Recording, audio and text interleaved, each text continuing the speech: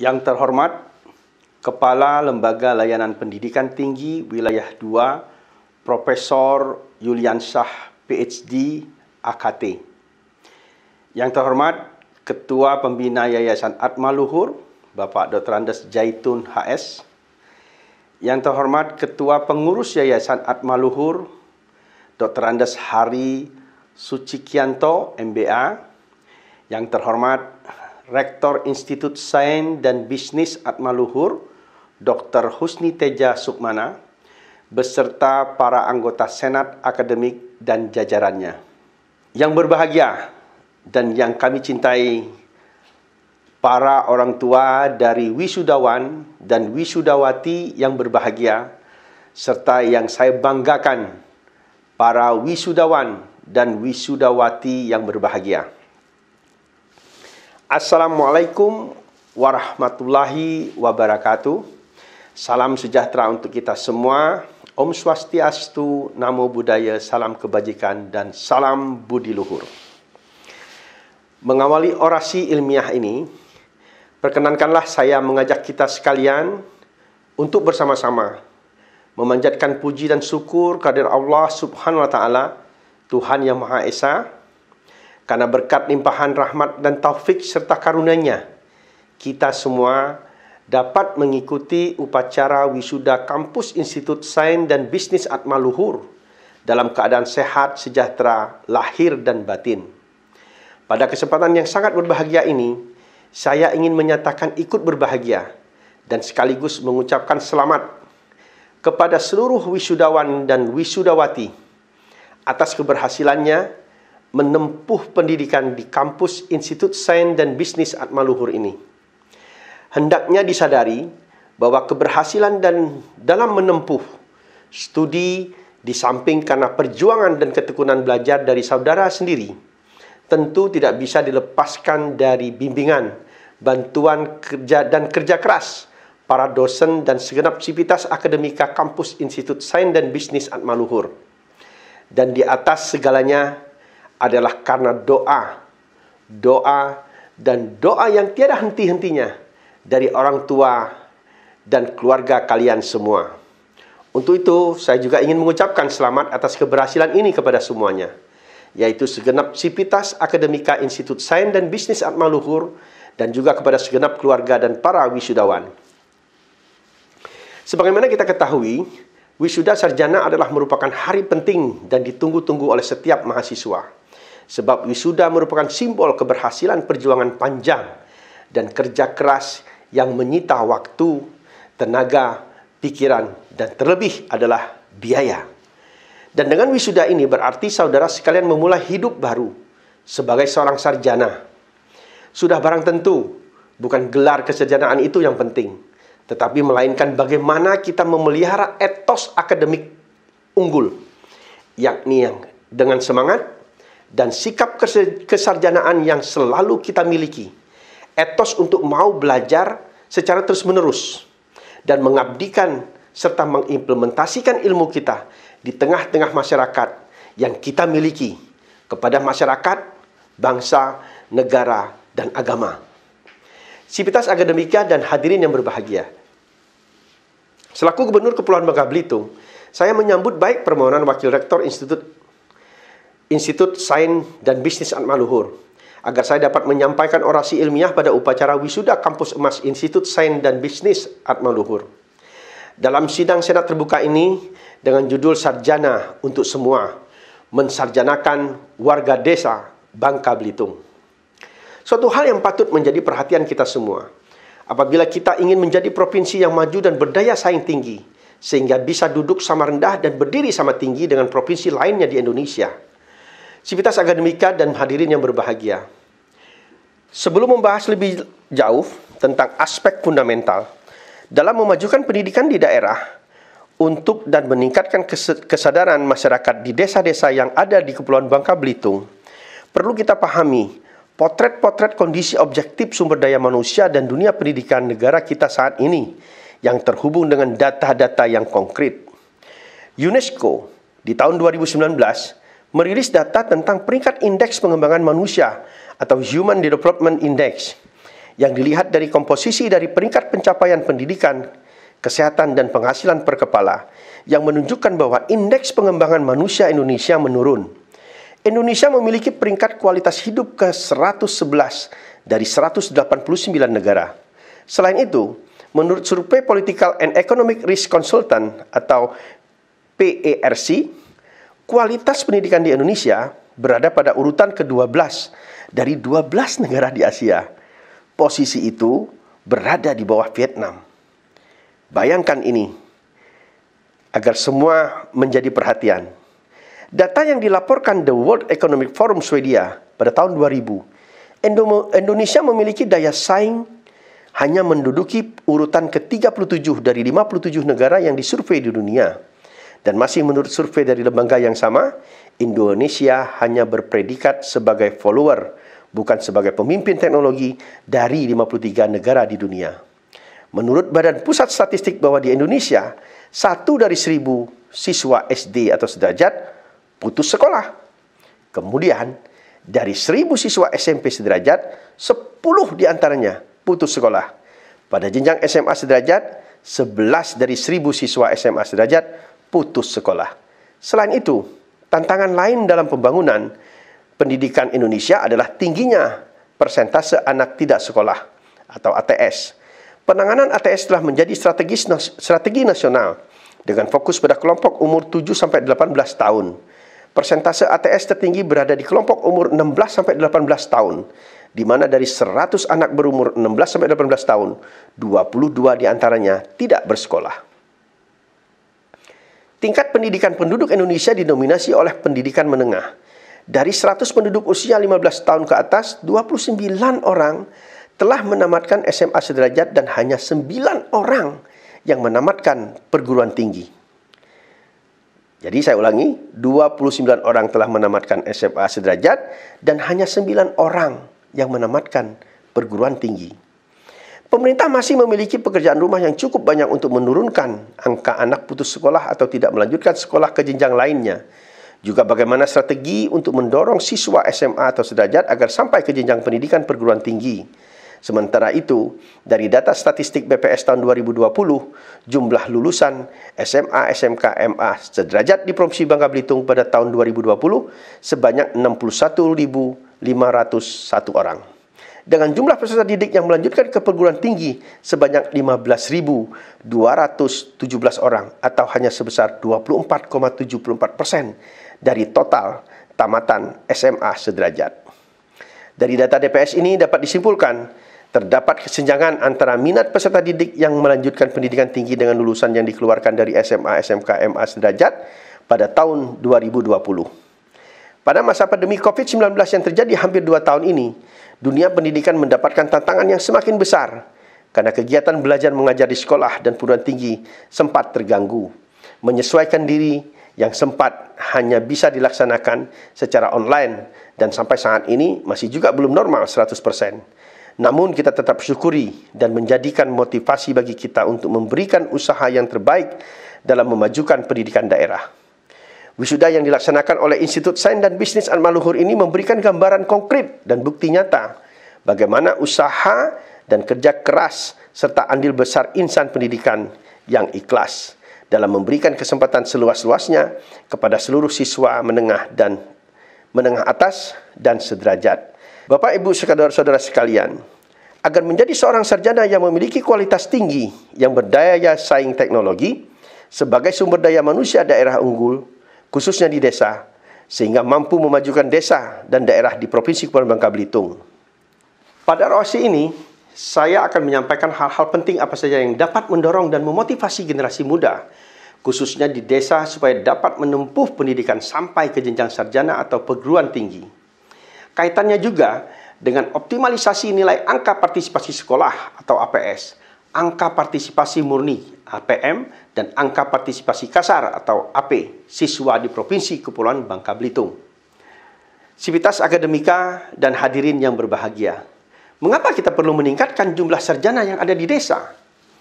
Tentunya bertujuan untuk yang pertama, meningkatkan percepatan pembangunan desa, dan yang kedua, untuk meningkatkan pemerataan kualitas SDM di daerah-daerah. Kita ketahui bersama, pada saat ini peradaban dunia semakin terkoneksi dan menyatu.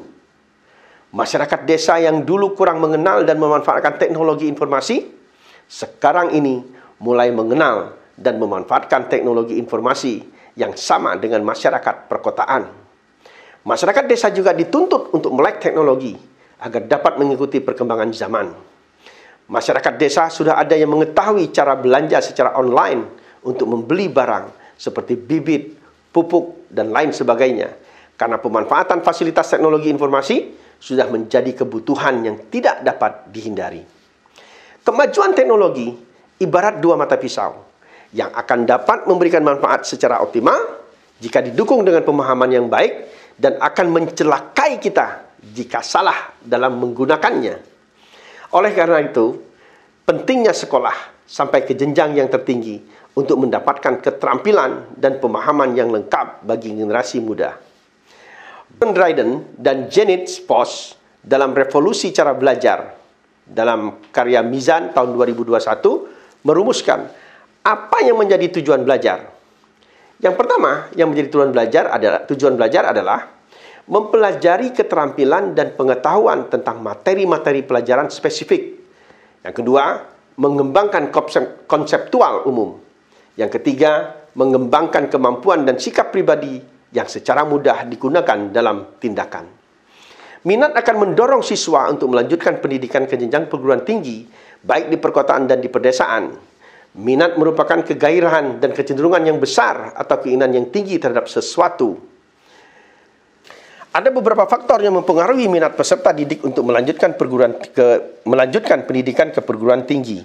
Di antaranya adalah motivasi, cita-cita, kemauan, lingkungan sekolah, dan lingkungan keluarga. Semua ini saling mempengaruhi. Tetapi yang paling dominan adalah motivasi, keinginan daripada para siswa untuk terus ingin melakukan proses belajar dan mengajar. Faktor motivasi dan lingkungan keluarga yang menjadi faktor dominan yang paling penting menentukan minat siswa untuk melanjutkan ke pendidikan. Minat bisa dipengaruhi oleh faktor-faktor intern seperti faktor jasmaniah, faktor psikologis, dan faktor kelelahan. Faktor-faktor ekstern seperti faktor keluarga, faktor sekolah, dan faktor masyarakat. Sivitas akademika dan hadirin yang berbahagia, pemerintah mempunyai tanggung jawab yang besar selain menyediakan fasilitas pendidikan, juga membangun motivasi belajar siswa khususnya yang ada di desa untuk mengejar cita-cita pendidikan sampai perguruan tinggi. Motivasi belajar merupakan sesuatu keadaan yang terdapat pada diri seseorang individu, di mana ada suatu dorongan untuk terus melakukan sesuatu guna mencapai tujuan. Motivasi memberikan dorongan yang dapat menimbulkan perilaku tertentu yang terarah kepada pencapaian suatu tujuan tertentu. Motivasi juga digambarkan sebagai suatu perubahan energi di dalam pribadi seseorang yang ditandai dengan timbulnya afektif atau perasaan dan reaksi untuk mencapai tujuan. Dengan demikian, munculnya motivasi ditandai dengan adanya perubahan energi dalam diri seseorang yang dapat disadari atau tidak disadari. Termasuk di dalamnya motivasi siswa di perdesaan di tengah keterbatasan fasilitas pendidikan dan keuangan. Untuk terus semangat meraih cita-cita agar menjadi seorang sarjana yang intelektual, seperti semangat pejuang 45 yang tak pernah padam. Untuk mencapai cita-cita menjadi bangsa yang merdeka, walaupun harus mati diterjang peluru penjajah. Rawe-rawe lantas, malang-malang putung. Semangat pantang menyerah yang diajarkan oleh Budi Utomo, sang pahlawan bangsa yang patut kita contoh terus. Motivasi belajar siswa di Bangka Belitung, khususnya di desa, harus selalu ditumbuhkan untuk mendapatkan hasil pendidikan yang baik dan optimal, baik secara kualitas dan kuantitas. Motivasi belajar juga merupakan faktor psikis yang bersifat non-intelektual dan berperan dalam menumbuhkan semangat belajar untuk individu. Dengan demikian, motivasi belajar pada diri siswa sangat dipengaruhi oleh adanya rangsangan dari luar dirinya, serta kemauan yang muncul pada diri sendiri. Motivasi belajar yang datang dari luar dirinya akan memberikan pengaruh besar terhadap munculnya motivasi intrinsik pada diri siswa. Ada 3 fungsi motivasi di antaranya, yaitu yang pertama, mendorong manusia untuk berbuat sesuatu. Motivasi dalam hal ini merupakan motor penggerak dari setiap kegiatan yang dilakukan. Memberi arah perbuatan yang ingin dicapai. Dengan demikian, motivasi dapat memberikan arah dan kegiatan yang harus dikerjakan sesuai dengan rumusan tujuannya. Yang ketiga, menyeleksi dan mengoreksi perbuatan. Dengan menentukan perbuatan apa yang harus dikerjakan guna mencapai tujuan. Jadi, adanya motivasi akan memberikan dorongan, arah, dan perbuatan yang akan dilakukan dalam upaya mencapai tujuan yang telah dirumuskan. Yang telah dirumuskan sebelumnya. Fungsi motivasi sebagai pendorong usaha dalam mencapai prestasi setinggi-tingginya. Faktor lingkungan keluarga siswa erat kaitannya dengan pendidikan atau pola pikir orang tua dan kondisi ekonomi keluarga. Pentingnya peran orang tua untuk memotivasi semangat anaknya agar mau terus melanjutkan sekolahnya. Bukan sebaliknya, masih banyak kasus orang tua yang merasa cukup menyekolahkan anaknya sampai bangku SMP atau SMA sederajat saja. Kemudian anaknya disuruh untuk menikah di usia muda. Ini tantangan bagi kita semua. Hal ini yang menyebabkan Provinsi Kepulauan Bangka Belitung tahun 2020 tercatat menempati posisi tertinggi pernikahan dini se-Indonesia dengan persentase 18,76%. Angka ini jauh di atas angka nasional yang mencapai 10,34%. Bayangkan 8,34% jarak antara angka nasional dengan angka di Provinsi Kepulauan Bangka Belitung. Apa faktor yang menyebabkannya? Salah satunya adalah faktor ekonomi keluarga juga mempengaruhi angka anak putus sekolah di Bangka Belitung, terutama pada sektor rumah tangga yang bekerja di sektor pertambangan konvensional yang memiliki penghasilan yang tidak stabil. Sehingga ini menyebabkan anggota keluarganya tidak bisa sekolah dengan baik. Harliana dan Rajiman pada tahun 2008 menyebutkan bahwa pengaruh penambangan timah rakyat terhadap kondisi sosial ekonomi masyarakat bagi sebagian penambang hanya bisa mencukupi kebutuhan hidup sehari-hari saja. Peningkatan kesejahteraan hanya terjadi pada pemilik tambang skala kecil, tetapi itu pun belum sebanding dengan risiko yang dihadapi, baik risiko secara ekonomi maupun keselamatan kerja. Sivitas Akademika dan hadirin yang berbahagia, negara kita memberikan perhatian serius pada pembangunan pendidikan bagi seluruh generasi bangsa. Melalui Undang-Undang Nomor 20 Tahun 2003 tentang Pendidikan Nasional, merupakan usaha sadar dan terencana untuk mewujudkan suasana belajar dan proses pembelajaran agar peserta didik secara aktif mengembangkan potensi dirinya untuk memiliki kekuatan spiritual keagamaan. Saudara Rektor dan hadirin yang berbahagia, dari sini kita dapat menarik suatu kesimpulan. Maka usaha nyata untuk menserjanakan masyarakat desa di Bangka Belitung supaya bisa bersaing di tingkat nasional dan internasional adalah sebagai berikut. Pertama, kita hendaknya meningkatkan motivasi siswa, khususnya peserta didik, yang berada di desa untuk melanjutkan pendidikan sampai ke jenjang sarjana. Yang akan sehingga dapat berkontribusi dan berperan serta untuk meningkatkan pembangunan Bangka Belitung dari berbagai bidang. Kedua, peran orang tua dan para guru untuk memotivasi dan mengarahkan siswa SMA SMK sederajat supaya menemukan minat dan bakat mereka sehingga keinginan untuk mengejar ilmu hingga tingkat perguruan tinggi semakin besar. Ketiga adalah berkenaan dengan metode perencanaan anggaran pembangunan daerah untuk selalu memberikan prioritas yang besar pada anggaran sektor pendidikan yang terkait dengan program dan kegiatan pendidikan. Keempat, terkait pentingnya koordinasi dan kerjasama semua insan pendidikan sangatlah penting dilakukan untuk mendorong siswa mau ke sekolah ke jenjang yang lebih tinggi lagi.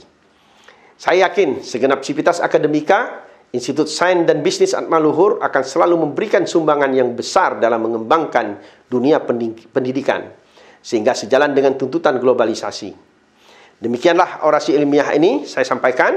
Semoga dapat menjadi salah satu pandangan untuk menjadi acuan dan upaya untuk kita semua dalam mengembangkan dan membangun dunia pendidikan di masa-masa yang akan datang. Dan sebelum menutup orasi ini, sesuai nilai budaya Melayu di negeri serumpun sebalai, saya ingin sedikit berpantun. Tengoklah raja sedang berkisah. Cerita elok dari masa ke masa. Jangan tiduknya disebut cakap Mohon maaf dihaturkan sebelum berpisah, agar esok hati selalu bahagia. Mengapa tekukur terbang kerengat? Karena ke sawah juga ada telaga. Izinkan kami mengucapkan selamat pada seluruh wisudawan, wisudawati, dan keluarga yang berbahagia. Terima kasih. Wabillahi taufiq wal hidayah. Wassalamualaikum warahmatullahi wabarakatuh.